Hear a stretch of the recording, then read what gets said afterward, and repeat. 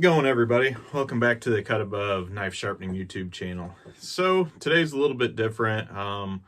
We're not actually going to be down here working in the shop. I'm giving a bit of an update. And from the title, you see that the update is not great. So the update is on the brisket knife.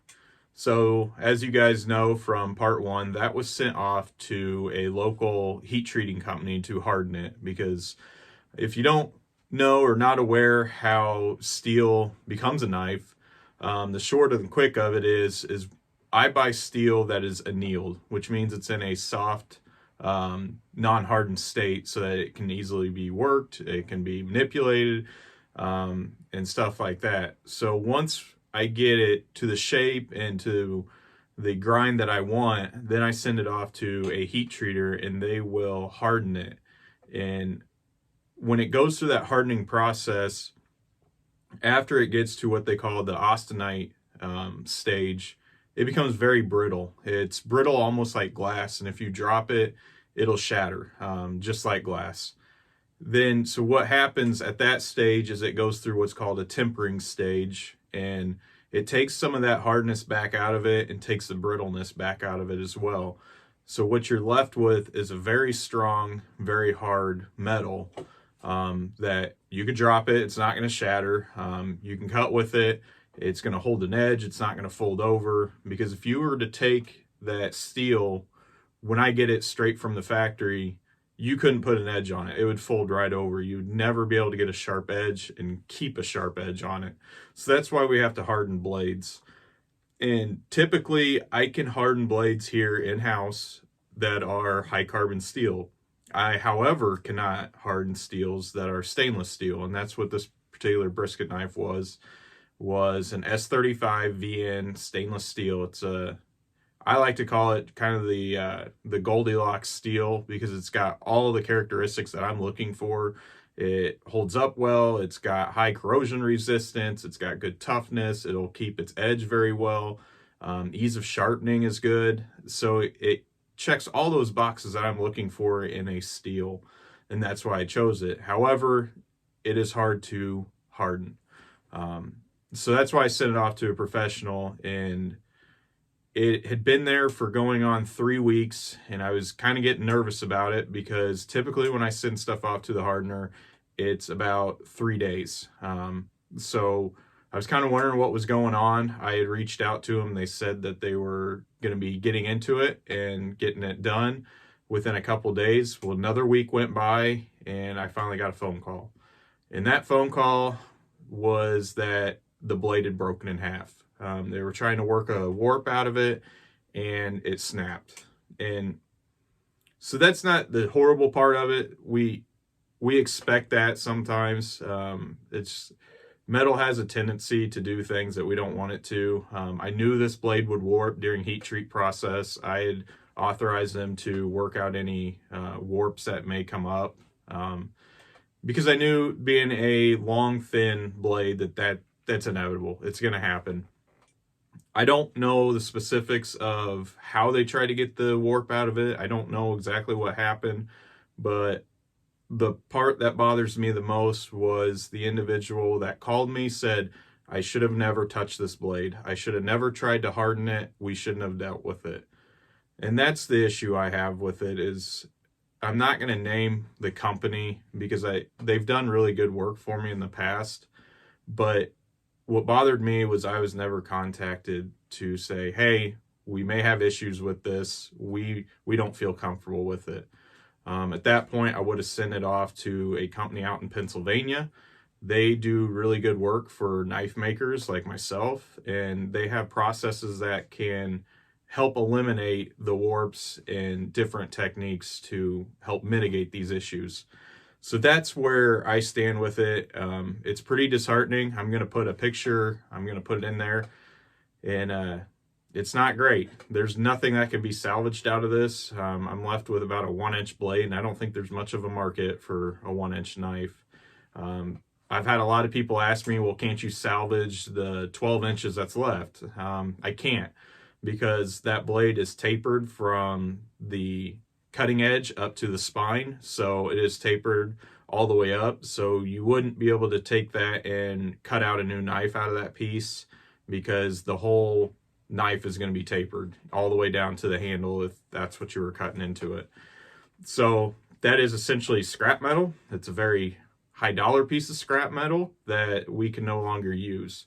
So we're currently working with the company to see how we're going to resolve this, because obviously I'm out my time, my labor that I've put into it to get it to this point, and I'm out the metal. Right now, with the way the market is and everything that you see, it's hard to get products. It takes time, and this sets us back to day zero on a custom knife that has been ordered by a customer. So this wasn't a knife that I was building to sell. This was actually something that I was commissioned to make for a customer. And so now this sets us all the way back to day zero. Luckily, I already have the plans. I have the handle made up, and we just got to remake the blade. But this time around, we're going to be sending off to the company in Pennsylvania that I spoke about a couple minutes ago. They're going to heat treat it. I've already talked to them. They said they can do it. No problems. So I have good faith in them. There's a lot of knife makers in the community that use them. But that's the way we're going to go with this. So moving forward, there's going to be some big changes here in the shop. I've been wanting to do this. I looked at it early on in the spring, and at the time it didn't make much sense to do it because I wasn't pushing out that amount of blades, especially in stainless steel. Like I said, I can heat treat high carbon blades, but the stainless steel blades, they are much different to heat treat. The process is totally different, much more finicky and precise. So I'm going back into what I was looking at back in the spring of getting a heat treat oven. Then I will be able to do this stuff in-house. I will be able to heat treat any metal that we have that anybody wants to make a knife out of. And so the process will be me alone. I won't be sending stuff off to other people. So that just takes one step out of it, which I prefer to have regardless. If it's all in my control, then if something happens, then it's on me. It's nobody else's fault at that point. And the time. If I can do it here in house, I can have it all done rather quickly, instead of now I'm going to have to send this blade off to Pennsylvania. I'm going to have to package it up, ship it out. That takes time. We all know it's the holidays, so shipping is not the greatest. And so then they're going to have to sit on it. They're a very busy company. They will get it, they'll heat treat it, then they'll have to ship it back. So we're looking at 4 weeks to get that blade back from the time I send it out. So we're looking at around Christmas time that we're going to have this knife back in the shop, hopefully by the new year be done. I was hoping to have this done and shipped out before Thanksgiving. So that really cuts back on the time. And also profitability, sending this stuff out isn't cheap. There's some companies that it takes up to $150 just to heat treat one knife. And that's ridiculous. So if I can do that in-house, it takes down on time, it takes down on overhead money, and I am the person that is doing it. So I'm the only person I can blame at the end of the day if something goes awry. So that's the route we're going to go with that. Another update that I'm going to do is I'm going to do a water-cooled belt grinder. So my belt grinder right behind me, the 2x72 from Alex Steel Company, I'm going to make that into water-cooled so I can grind heat-treated steels quicker, more efficiently, and not destroy the temper of them after they're heat-treated. Because I think that is another thing that lended to this blade breaking, was I had already ground the bevels in to get a good finish on it. Because I knew once this is heat treated, it's a bear to cut or to grind in the bevels on a 14-inch blade after heat treat. So if I did it beforehand, got a good finish on it, then my work at the end was going to be a lot less after heat treat than before. So going forward, I will be able to heat treat the entire profile, then grind it on the 2x72, which is going to be water cooled, and then I won't be destroying the temper, and it'll be quicker, and I will have less issues with warpage in the future. So the only problem with that is, as we all know, everything is taking forever to get shipped and delivered. The lead time right now on heat treat furnaces is 20 weeks, and that is out of Michigan, and that's where I'm located myself, is Michigan. So they're local, but all the parts that they are acquiring to build these is taking time to get. So it's not going to be for another 20-25 weeks that I'm going to see a heat treat oven. So that lends into another issue that I'm going to have to use a heat treater somewhere. Whether I use the current one that I'm using that I had problems with on this, or if I use the one out of Pennsylvania, I'm not sure yet. Have to see how we remedy this issue with the current knife. But it's pretty disheartening when you get a picture of your knife and it's broken on a tool bench and there's nothing you can do about it. You put in a lot of time, you've put money into it, put sweat equity, and it's broke. There's nothing you can do. There's nothing you can salvage out of it other than just throwing it in a scrap pile and starting over. So we'll get through it. We'll get this remade. So part 2 is going to take a little bit longer to get here. It's probably going to be after Thanksgiving, before Christmas, that we get to part 2. But I wanted to give an update on it. I have messaged the customer. The customer was super cool about the entire deal. He still wants the knife. He's still excited for it. It's just one of those things. When it's out of my control, it's out of my control. But I definitely feel terrible for the customer, because I've given a timeline that I've wanted it done, that I expected it to be done. And here we are, we're basically at ground zero again.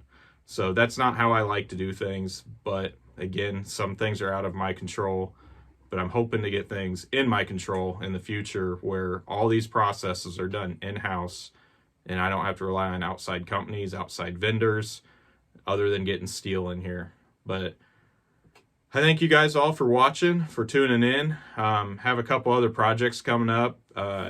If any of you guys are local to Southwest Michigan, particularly the St. Joe area, that's where I'm located. This coming Saturday on the 20th, I'm going to be doing a $5 sharpening event, and what that is any knife that's non-serrated, kitchen knife, pocket knife, is going to be $5. I will be at Perennial Accents, downtown St. Joe, doing sharpening from 12 p.m. to 5 p.m. Bring in your knife. Doesn't matter what it is, what condition it's in. It'll be $5. So hope to see you guys there. You can pass that on. And as always, hit that like, the subscribe button, and we'll see you on the next video.